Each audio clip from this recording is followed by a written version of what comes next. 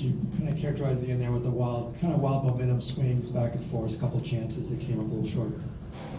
Yeah, I mean, we had our opportunities today. We just didn't capitalize on them. So, give Stanford credit. They came up with the plays when they needed them at the end of the game defensively. Questions? There was a long review delay. Do you feel like that maybe hurt momentum at that point?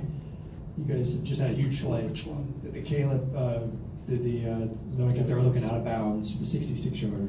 No, I'm not into the momentum thing, Ben. I know you keep going there all the time, but I mean, that's just the way the game goes. That's the nature of the game nowadays, and they've got to look at it. If he did step out, it was closer than I thought.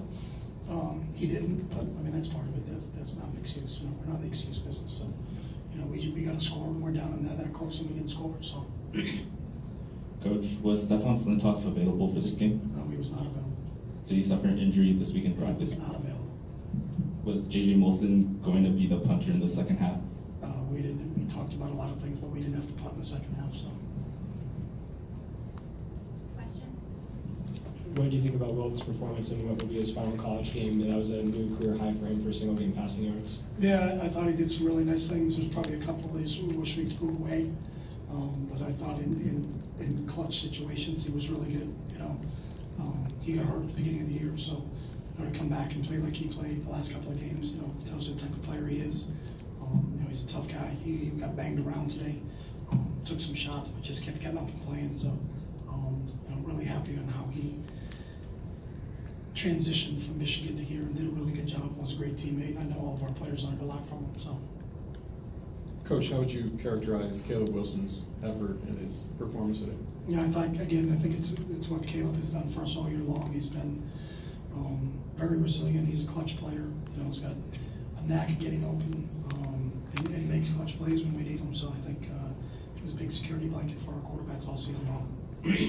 Coach, I know you said all season you don't want to look back, you want to focus on the present.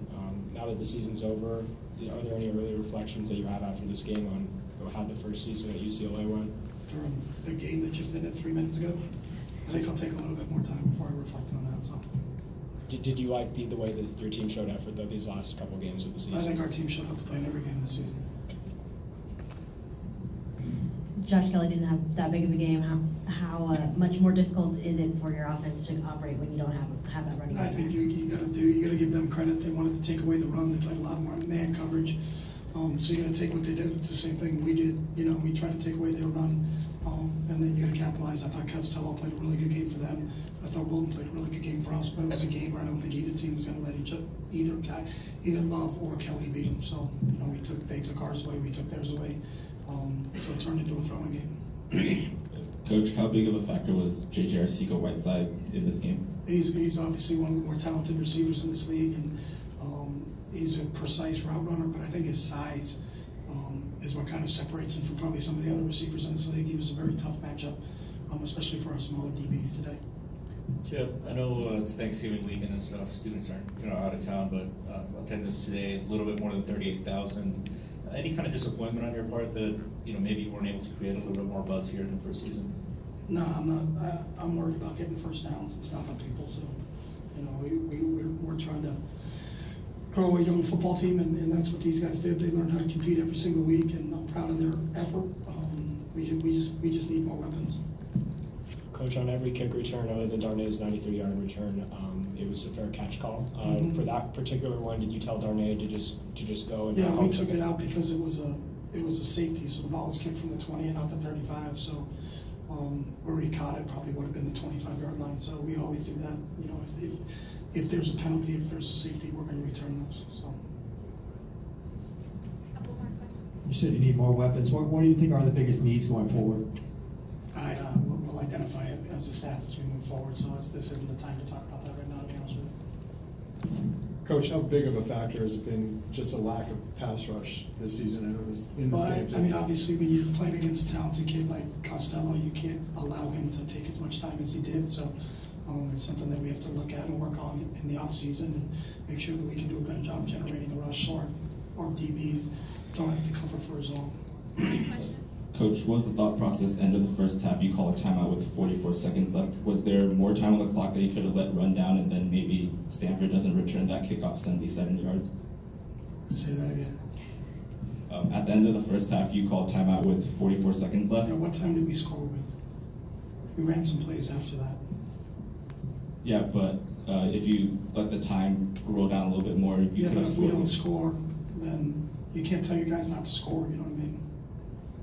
Yeah, but I guess the point of my question was. Yeah, your point of your question is that you have it automatically in your head that we were going to score. You know, we still have to score. So if we ran out of time and didn't get an opportunity to score, you would be asking me, why didn't I call a timeout? So anybody can play that side of the fence. So we got to cover the kickoff better. I don't think it had anything to do with how much time was on the clock. I don't care if there was 14 minutes and 44 seconds to go. We got to cover a kickoff better than that. I don't care how much time is left on the clock. That has nothing to do with it. But you got to give yourself ample enough time to score. We scored. We were happy about that. But if we didn't score, we may have needed more plays. If to get more plays, you need more time. So you can't say, hey, we're going to score. If we knew we were going to score all the time, we'd manage the clock a lot differently all the time. But you're going with the assumption that that the score was an automatic. The score wasn't an automatic. So, you know, we actually had a fight to get in there. You know, it took us a lot of plays to get in there. So that's part of the whole process that goes on. So we never want to try to say, hey, when we score, we want to have 3 seconds to go on the clock. So to do this, let's do this with the timeout situation. We need to score. You know, and I'm not hey, you scored too fast. You know, your kickoff team's got to be better. That's obviously a depth issue for us. We got to do a better job there. We do a better job kicking it. So maybe that the ball's kicked out of the end zone, we don't get an opportunity to return it, and then we still did a good job of holding them to a field goal. But the difference in the game wasn't a 3-point game. So, you know, I'm not a woulda, coulda, shoulda guy. So. Thanks, Coach. Thank you. Thanks, Coach.